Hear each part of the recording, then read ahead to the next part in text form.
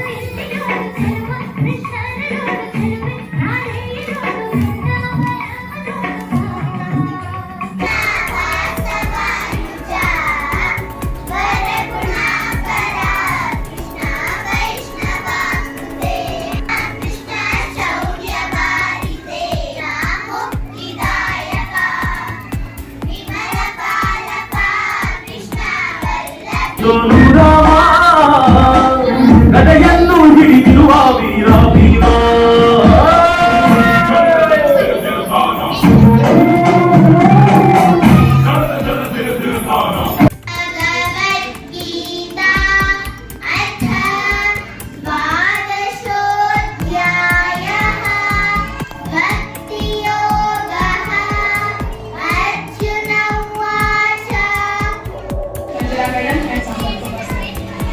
ಮೊದಲಿಗೆ cultural event ಈಗ ಏನು ಮಾಡಿದ್ರು, ಡ್ಯಾನ್ಸ್, ಸಾಂಗ್ಸ್, ಶ್ಲೋಕ ಪ್ರತಿಯೊಂದು ತುಂಬಾ ಇಂಟ್ರೆಸ್ಟಿಂಗ್ ಆಗಿ ಬ್ಯೂಟಿಫುಲ್ ಆಗಿತ್ತು.